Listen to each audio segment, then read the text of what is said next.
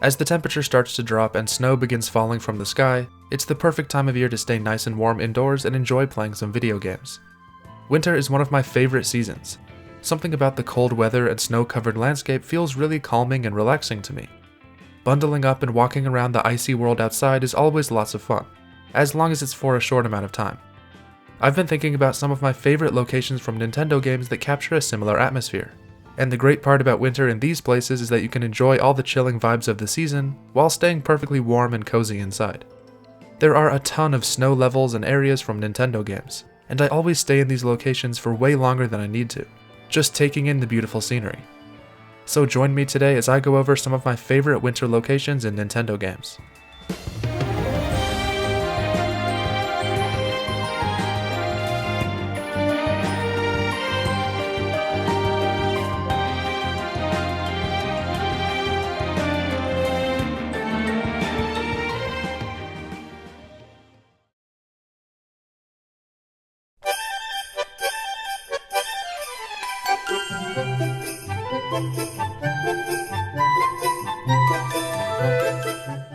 There are a lot of great winter levels from the 3D Mario games. There's the iconic Cool Mountain or the cozy vibes of Shiveria Town, which is probably my personal favorite. But since I already included it in a previous Nintendo locations video, this time I'm going with Snowball Park from Super Mario 3D World. This is a relatively short level, but it's absolutely packed with holiday atmosphere.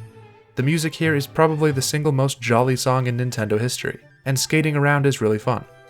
This is a great example of the warmer side of the season, feeling super positive and inviting. Taking out these tall stacks of snowballs is really satisfying, and throwing the snowballs at innocent Goombas feels great too. The snowfall gets heavier the closer you get to the end, and the sound design of riding in one of these giant ice skates is just perfect. This level really makes a lasting impact in a short amount of time, and has always been one of my favorite snow-themed areas from the Mario series.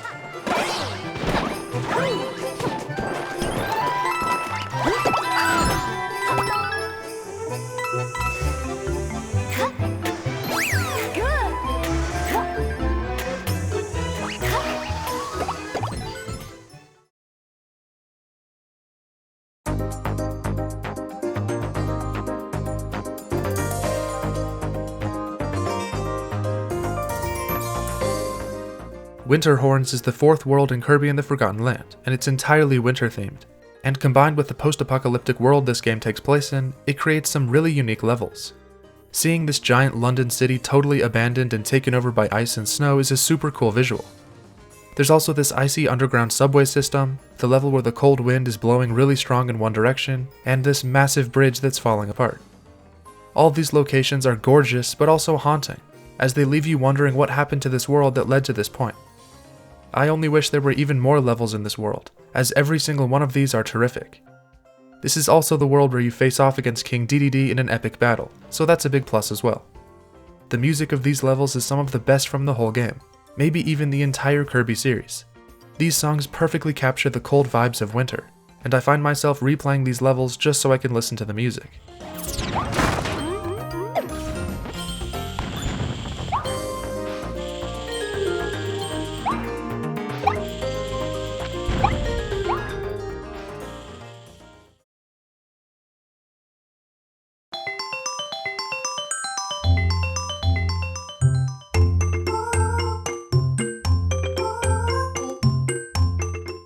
I recently played through the original Paper Mario for the first time, and Chapter 7 is easily the best chapter in the whole game in my opinion, and Shiver City is a big reason why. This small, isolated town full of penguins is the perfect snow-themed location, and getting falsely accused of murder really elevates the welcoming atmosphere. There's so much well-written dialogue from the penguins as the murder mystery unfolds, and Mario being forbidden from leaving adds even more to the cold and isolated feeling of this location. It's really just the entirety of Chapter 7 that's so great though, as everything has this wonderful layer of winter charm on top of the usual Paper Mario personality. I especially love the Crystal Palace, as the ice combined with the trippy reflection stuff made for some fantastic puzzles. But Shiver City itself is really the centerpiece of this incredible chapter, and is one of those locations I wish I could visit myself.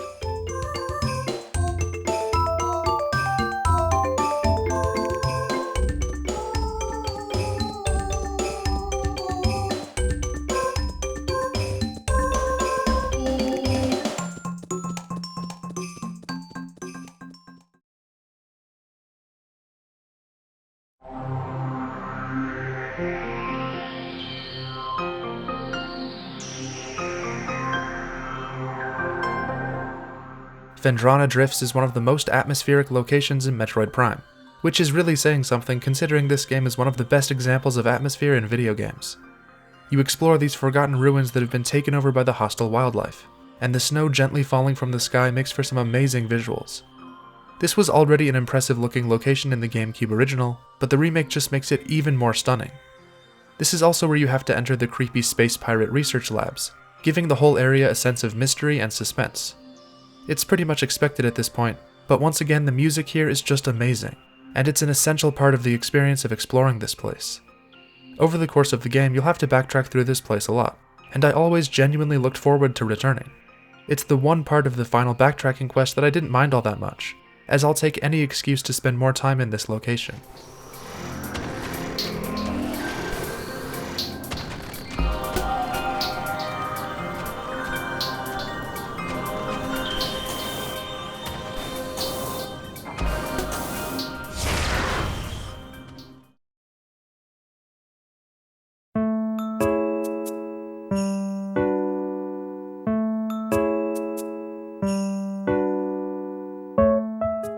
Obviously, every Animal Crossing game has a winter season, but they're not all created equal. My favorite is probably New Leaf since that game is just perfect, but since I already used New Leaf last time, I wanted to do something different. I enjoy New Horizons, but its island paradise setup really clashes with this season specifically, so I decided to go with winter in Animal Crossing City Folk, as it still has that cozy and magical atmosphere that makes this series so special. Call me crazy, but having less creative control over your town makes it feel so much more immersive to me. Everything looks more beautiful once it's covered in a layer of snow, and the extra colorful lights that show up on the pine trees add even more to the holiday atmosphere. I also think the city matches this time of year really well, as going shopping in winter feels way more special than it normally does. Animal Crossing's real-time clock system means I can spend as much time as I want just wandering around my town, failing to make a snowman, and chatting with my villagers about how cold it is.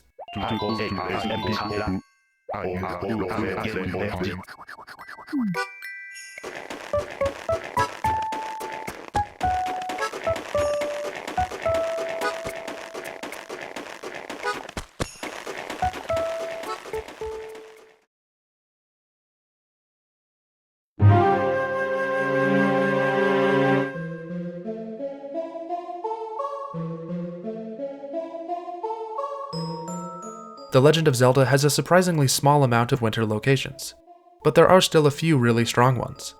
There's the mountain village from Majora's Mask, but this place is a little too cold and depressing for my taste. So my pick is the Snow Peak Ruins from Twilight Princess. Not only is this one of the best dungeons from a game that excels at dungeon design, it's also a really interesting and unique winter location. You explore this giant luxurious mansion that's been falling apart for years and is now full of icy enemies. There's so much environmental storytelling going on here, and imagining what this giant place looked like in its prime is fascinating. Just like with Kirby earlier, there's something about man-made locations slowly being reclaimed by snow and ice that really intrigues me. Seeing Link's reflection in the ice below him is such a great visual, and the whole mansion is so much fun to explore. This mysterious castle-like structure has always stood out to me as one of the most interesting and inventive Zelda dungeons.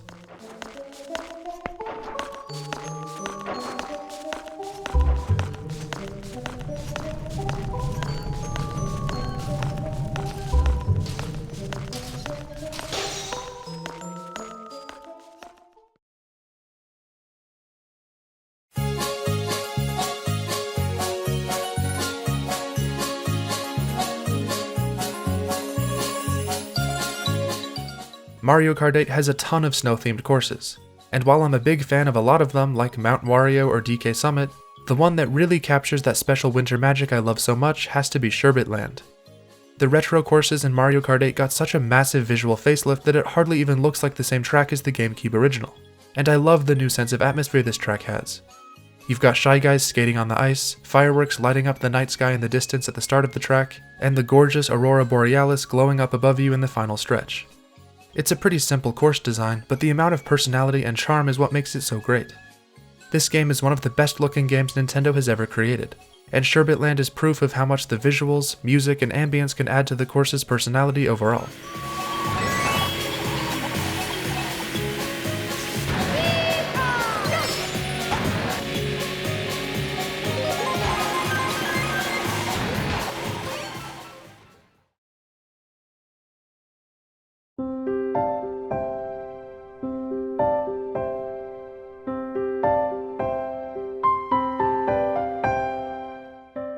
I had to include another Kirby game in this video, as Snowland from Kirby's Epic Yarn is just too perfect to leave out.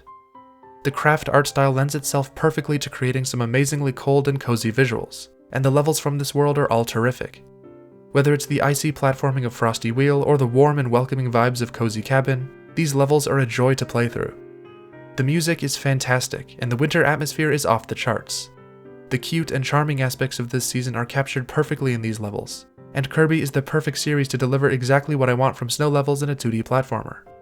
The relatively easy difficulty doesn't mean the level design is weak, as it's still a lot of fun to play through these well-made levels.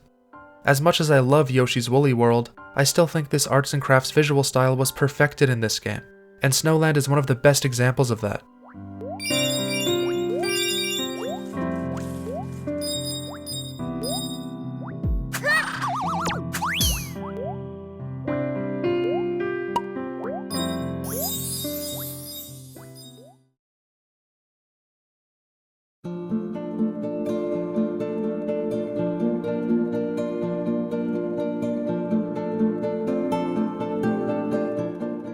Oh boy, another location from Xenoblade Chronicles in one of my videos about Nintendo locations. But hey, it's not my fault that this game has some of the greatest and most memorable areas from any Nintendo game ever, and Valak Mountain is more than deserving to make it onto this list. It may seem like a fairly straightforward snowy mountain location when you first arrive during the day, but it's once night falls that things get really interesting. The giant crystals covering the landscape light up and shoot beams of yellow light up into the air, contrasting beautifully against the purple night sky. The pure scale of this place is truly impressive, and the steep climb downwards is a really unique approach to the area. Usually you'd be climbing up a snowy mountain, so trying to find a safe way down instead feels like a really fresh take. Some pretty important story moments happen here too, which gives this location a real sense of importance. The extreme difference between times of day in this area is what makes it so special, and the music is as incredible as you'd expect from this series.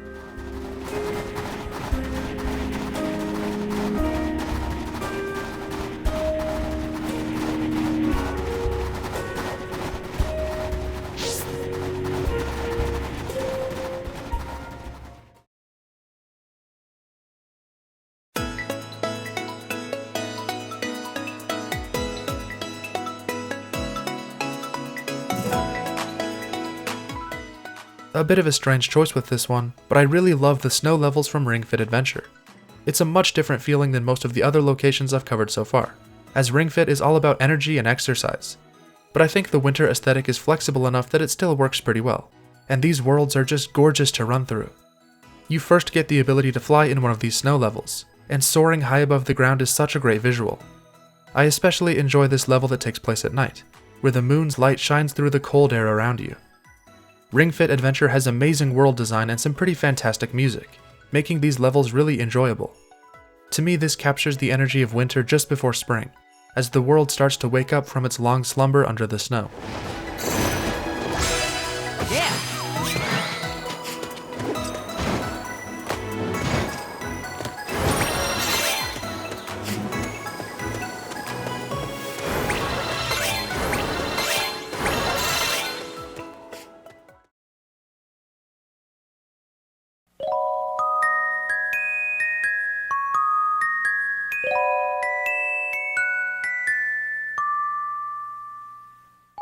The Pikmin series excels at capturing the beauty of nature, and the distant tundra in Pikmin 3 does that excellently.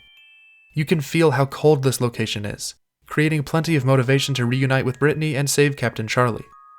The idea of being forced to spend the night here doesn't sound very pleasant. Managing your time, effort, and resources to try and rebuild the big bridge between the two sections of this area is a clear goal that's really fun to work towards. I wish this location was a little larger, as I really enjoyed spending time here during my playthrough.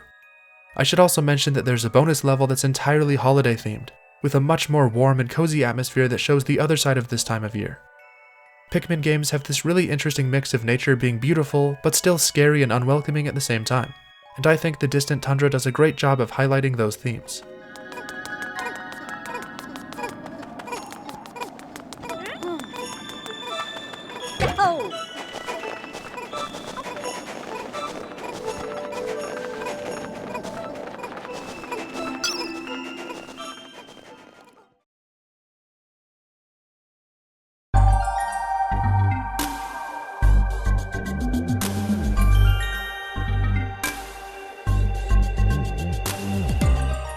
Donkey Kong Island in Tropical Freeze has been completely taken over by snow and ice, making it a haunting location to platform through as you explore what used to be the Kong's home.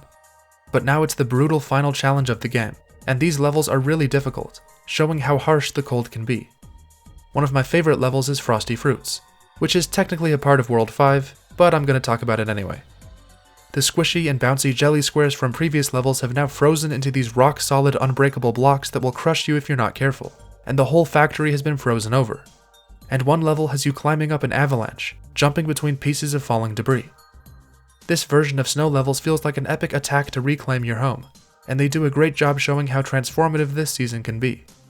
This is pretty much the exact opposite of Kirby's Epic Yarn, focusing on the unfriendly parts of winter and having some of the hardest platforming sections in the whole game. But I love its brutal difficulty and freezing atmosphere.